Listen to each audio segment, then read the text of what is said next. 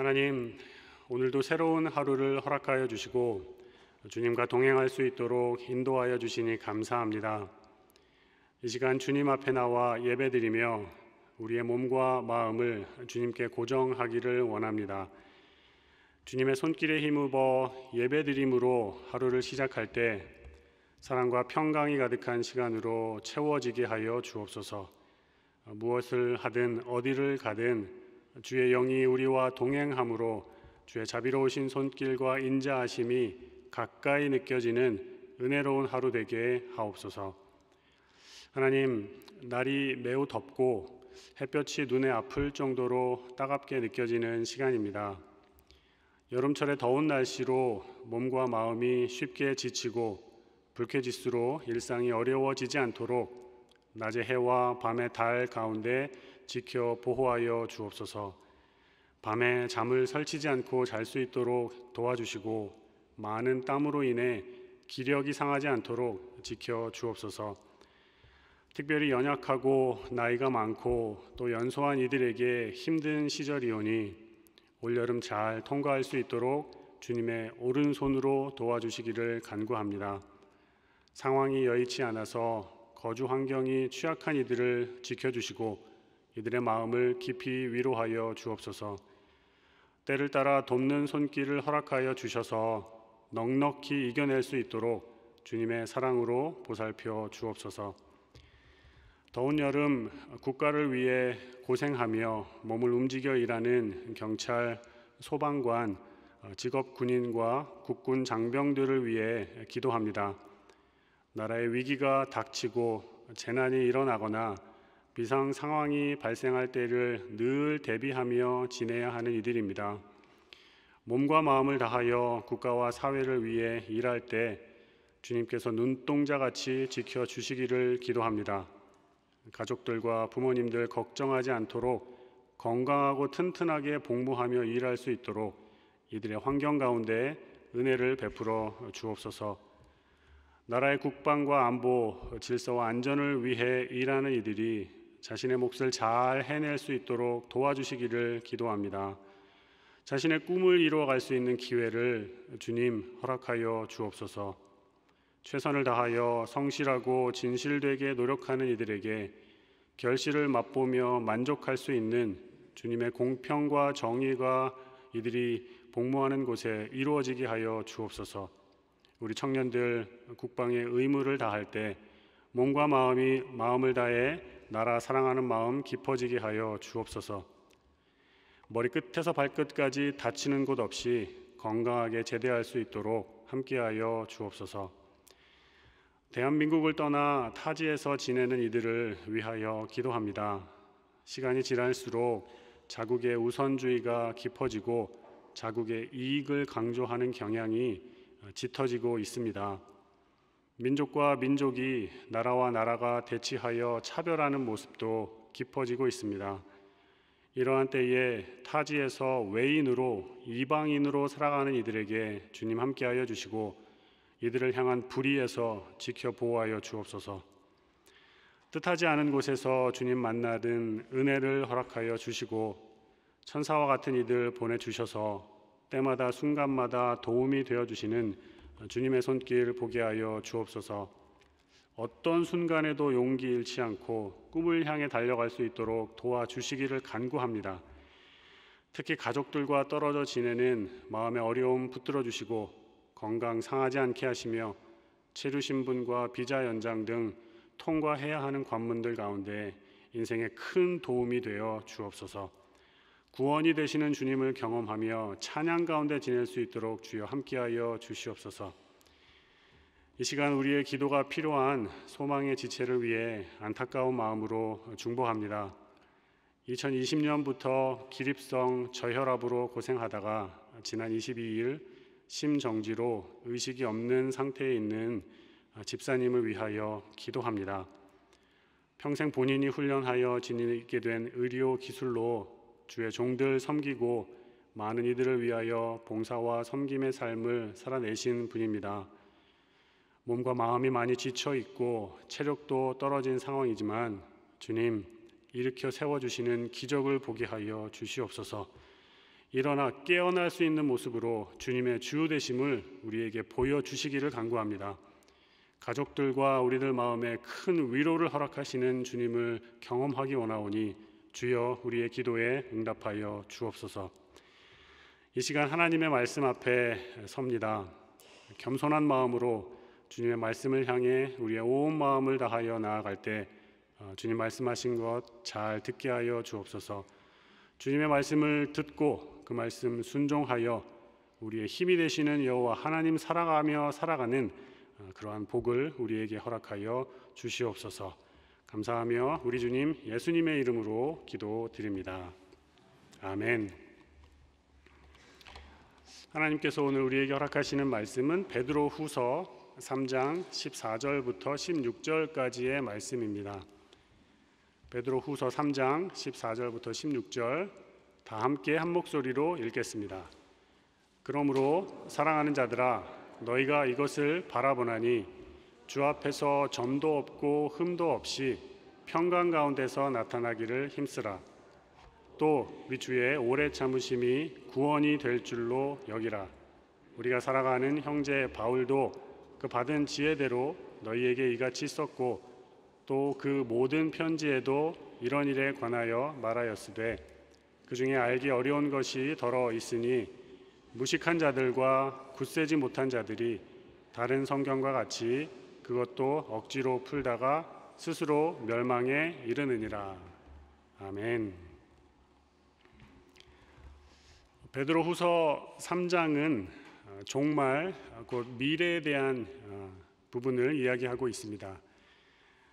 그래서 생각을 해보게 됩니다. 우리의 미래가 어떻게 될지 잘 알고 있는가? 이 질문을 한번 해봅니다. 잘 모르는 것이 사실이어서 어떻게 살아야 하는지, 지금 이대로의 모습이면 충분한지 걱정과 염려가 있습니다. 종말, 그러니까 마지막 때는 아니더라도 가까운 미래를 바라보면서 그림이 그려져야 한다, 이런 이야기를 우리가 합니다. 뭔가 상황이 이러하고 흘러가는 방향이 이러하니 미래에는 이렇게 될 것이다 라는 연결되는 스토리가 있어야 합니다. 그러면 그래, 이 방향으로 가면 되겠구나, 이런 마음이 들게 됩니다. 앞이 보일 때에 우리의 미래가 이해가 될 때 확신을 가지고 살 수 있습니다. 또한 어지간해서는 흔들리지 않게 됩니다. 불안함이 많이 줄어들게 된다는 것입니다. 오늘 우리가 하는 일이 미래에 쓸모 있다라는 확신으로 연결될 경우에는 더욱 그러합니다. 그래서 우리에게는 그림이 그려지는 어떤 미래가 있어야 합니다. 이를 위해서 세상에서는 미래를 예측하는 많은 시도들이 있고 또 현재도 많은 연구들이 진행 중에 있습니다. 다들 각자의 주장이 있지만 100% 맞지 않아서 우리의 고민이 더 깊어지기는 합니다. 은둔형 외톨이라는 이런 단어를 아실 겁니다. 사람들이 방에 들어가서 도무지 나오지를 않고 세상과 단절하면서 살아가는 사람들을 가리키는 단어입니다. 이런 현상이 심심치 않게 나타나는 것은 나름대로 최선을 다하여 노력하고 또 노력을 하다가 이렇게 해도 안 되고 저렇게 해도 안 돼서 다시 말해서 미래가 보이지 않아서 그냥 주저앉게 되는 그런 현상을 말합니다. 아무리 노력해도 상황이 나아지지 않고 미래가 그려지지 않을 때 그냥 주저앉게 되고 방으로 들어가게 된다는 겁니다. 그래서 계속 생각을 해보게 됩니다. 미래를 어떻게 내다보고 준비를 해야 하는가? 객관적인 자료라는 것으로 예측을 해도 잘 되지 않는데요. 도무지 어떻게 해야 할까? 불안함이 우리에게 있습니다. 만약에 미래에 대한 어떤 정확한 인식이 있어서 우리 사회가 어떻게 변화될까 예측이 가능하다면 그에 따른 준비를 우리가 잘 할 수 있게 됩니다. 미래가 그려지고 어느 정도 인식이 가능해서 그렇게 나아가면 개인과 사회의 발걸음에 큰 차이를 가져오게 됩니다. 이 말씀을 드리는 것은 우리의 영적인 생활에도 이것이 그대로 적용되기 때문입니다. 신약 성서에 나오는 열처녀 비유가 있습니다. 신랑은 세상을 심판자로 오시는 예수님이시고 신랑의 도착이 지연되는 가운데 슬기로운 다섯 처녀는 등불을 준비하되 만약을 대비해서 그릇에 기름을 담아서 기다립니다. 5명의 다른 처녀들은 그냥 금방 오실까봐 등불만 준비하고 있습니다. 신랑의 방문이 계속 늦어지고 또 늦어져서 다들 염려하다가 졸기도 했습니다. 하지만 신랑이 더디 오기는 했어도 결국은 왔습니다.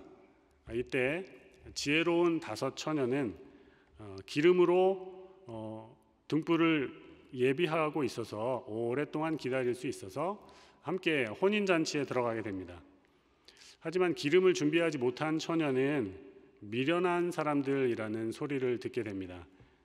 혼인잔치에 들어가는 문이 닫혀버리는 바람에 주님 들어가게 해주십시오 애원을 해도 거절을 당하게 됩니다. 여기 이 열처녀 비유를 통하여서 다섯 처녀의 지혜로움을 보게 되는데요. 우리가 이 지혜로운 다섯 처녀 같아야 합니다. 혹시를 대비해서 미래를 대비해서 기름을 준비했고 등이 꺼지지 않게 했습니다. 미래를 대비한 모습은 혼인잔치에 들어가는 축복으로 이어지게 됩니다.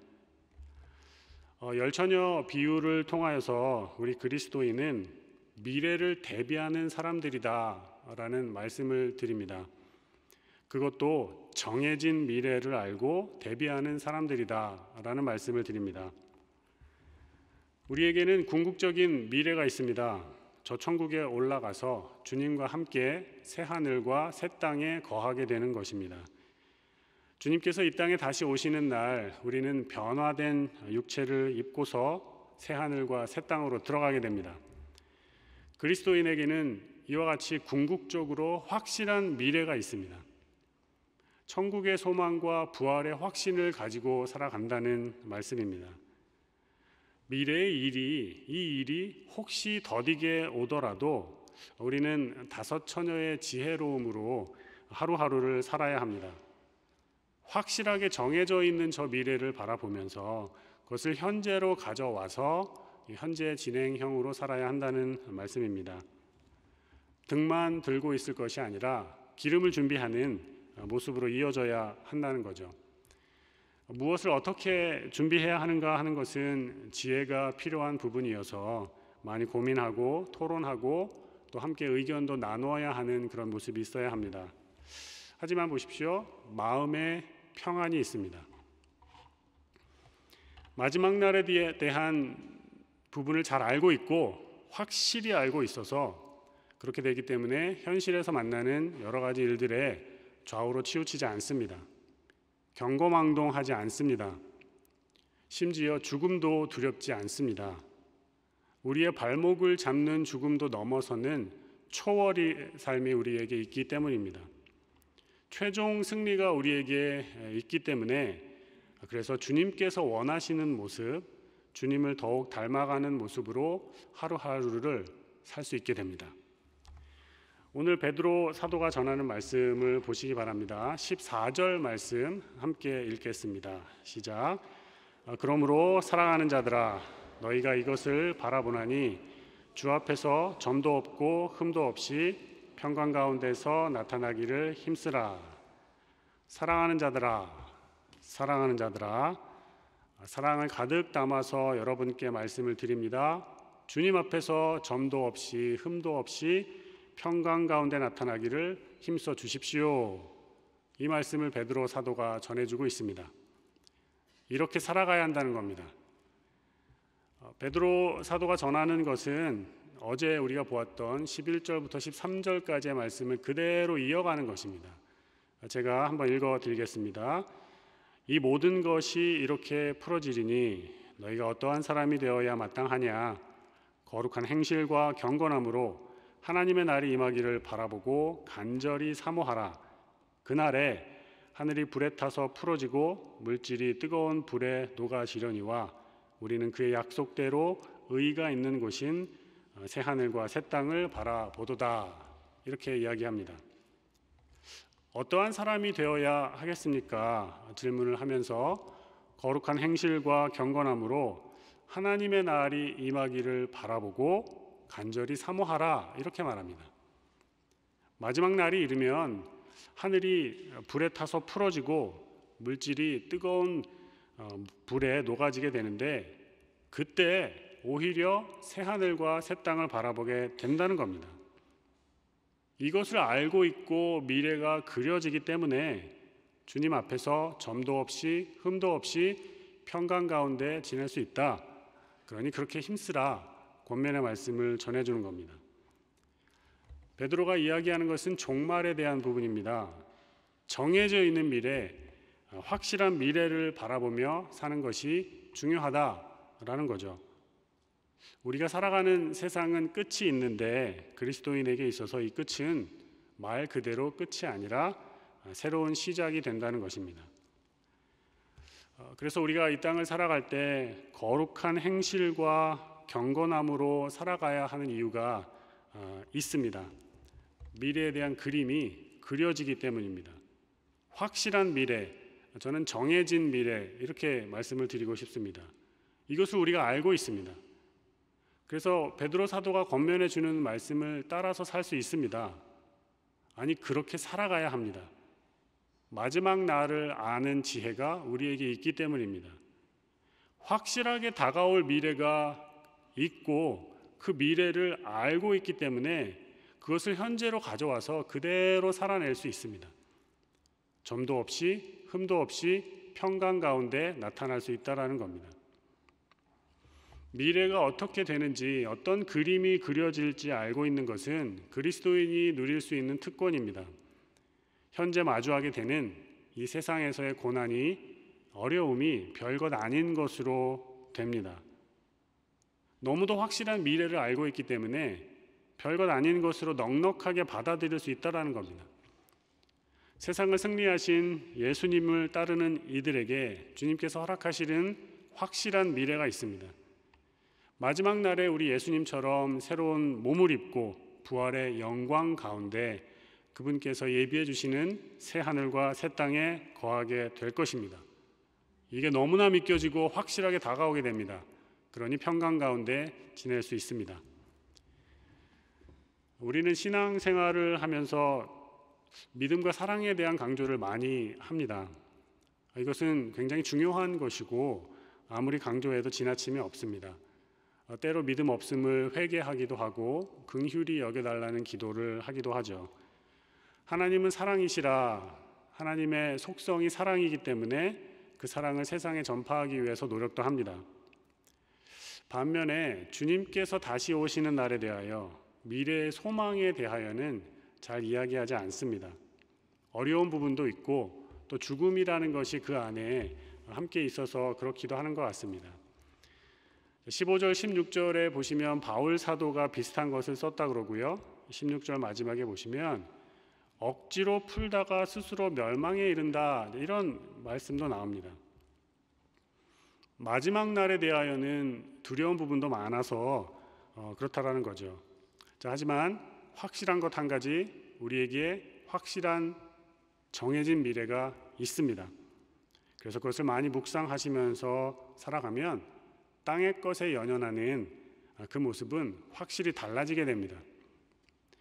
세상 사람들 보시면 땅에 살기 때문에 그렇지요. 땅의 것에 굉장히 연연해합니다. 이 땅에 발을 붙이고 살아가기 때문에 의식주, 입는 것, 먹는 것, 그리고 거주하는 공간에 대한 염려가 이만저만이 아닙니다. 일용할 양식에 대한 부분도 굉장한 걱정거리인데요. 사람들을 꽉 붙들어 매는 이 땅의 것들로부터 자유롭게 되는 것은 신기합니다. 하늘의 것이 차있을 때입니다. 바라보는 것이 다르면 살아가는 것이 달라집니다. 한 가지 예를 들어서 말씀을 드려보겠습니다. 주변에 보시면 영정사진을 찍거나 수의를 준비하는 모습이 있습니다. 어쩌면 이것은 어르신들에게 예의에 어긋나는 일이 될 수도 있겠습니다. 해서는 안 되는 일로 받아들이기도 하고요.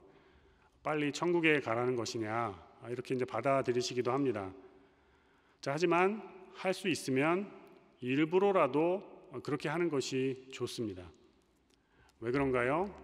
영정사진을 찍는 당사자도 그렇고 그 사진을 찍어드리는, 준비해드리는 자녀도 그렇고 죽음이 그렇게 멀지 않다라는 것을 서로 공유하게 됩니다. 눈으로 보고 현실로 가까이 인정하게 되면서 죽음을 피하지 않습니다. 죽음이 가까이 있음을 알기 때문에 신기합니다. 서로가 서로에게 애틋한 마음을 갖게 되고 서로에게 힘을 불어넣어 주려고 합니다. 하루하루가 소중하게 여겨집니다. 가까운 미래를 바라보기 때문이죠. 이것은 충실하게 살아가는 모습으로 이어지게 됩니다.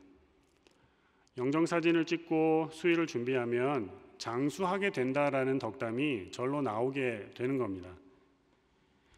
다가올 미래를 바라보고 미래를 그리며 준비하는 가운데 오히려 하루하루의 삶이 풍성해지게 됩니다.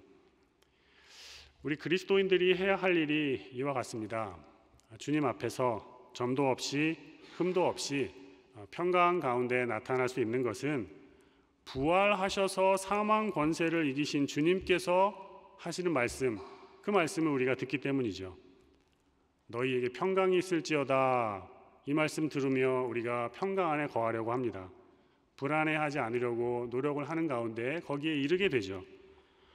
또 확실하게 예비되어 있는 미래에 대한 말씀도 해주시면서 평강 가운데 힘쓰라, 이 말씀을 하십니다. 이것은 마치 수의를 준비하고 영정사진 찍으면서 다가올 미래를 바라보며 현실에 더욱 풍성해지는, 충실하게 되는 것과 같은 모습입니다. 그렇다면 확실한 미래, 정해져 있는 그 미래의 모습을 우리 마음에 확고하게 간직을 하셔야 됩니다. 그리고 오늘 베드로 전서에서 어떤 말씀을 주시냐면요, 14절을 다시 읽어드리겠습니다. 그러므로 사랑하는 자들아, 너희가 이것을 바라보나니 주 앞에서 점도 없고 흠도 없이 평강 가운데에서 나타나기를 힘쓰라, 이렇게 되어 있습니다. 힘쓰라. 그냥 되는 일이 아니라는 겁니다. 미래에 대한 일, 마지막에 대한 일들이 복잡하고 어지럽고 그런 일들이 참 많아서 우리를 어지럽게 하는데, 신앙의 연수가 쌓여간다고 평강 가운데 거하는 것은 그냥 되는 것이 아니니 노력하고 지혜를 구하고 계속해서 힘을 다해야 한다는 겁니다. 그렇게 점도 없이 흠도 없이 평강 가운데 지내기를 노력해야 합니다. 하나님과 화평을 이룬 상태에서 이런 모습이 이제 이루어지게 될 텐데요. 중요한 것은 이 모습에 이르기까지, 구원에 이르기까지 주님께서 오래 참아주십니다.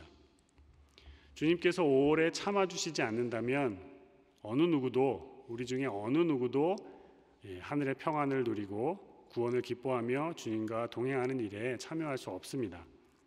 신랑이 더디 오고 세상의 종말이 더디 오는 것처럼 느껴지는 것은 한 사람이라도 더 구원하시기 위한 주님의 마음이 반영되어 있습니다. 그래서 감사함으로 이것을 받으시고 주변의 일생일бот들을 향하여 계속 중보하시는 가운데 점도 없이 흠도 없이 평강 가운데 지내실 수 있는 모든 분들 되시기를 바랍니다. 새로운 하루가 우리 앞에 오늘 또 있죠. 해결해야 할 일들이 있고 사람도 만나야 하고 또 누군가를 돌봐주기도 해야 합니다. 어쩌면 지고 가는 십자가가 무거워서 우리가 힘들어할 수도 있겠습니다. 그러나 우리는 점도 없이 흠도 없이 평강 가운데 지낼 수 있습니다. 우리에게는 너무도 확실하게 보장된 미래가 있기 때문입니다. 그것을 묵상하시면서 오늘 하루도 힘차게 지내실 수 있기를 바랍니다. 자, 함께 기도하겠습니다. 하늘에 계신 우리 아버지, 아버지의 이름을 거룩하게 하시며 아버지의 나라가 오게 하시며 아버지의 뜻이 하늘에서와 같이 땅에서도 이루어지게 하소서.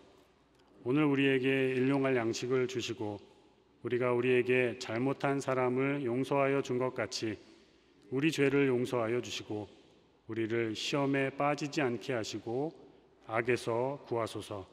나라와 권능과 영광이 영원히 아버지의 것입니다. 아멘.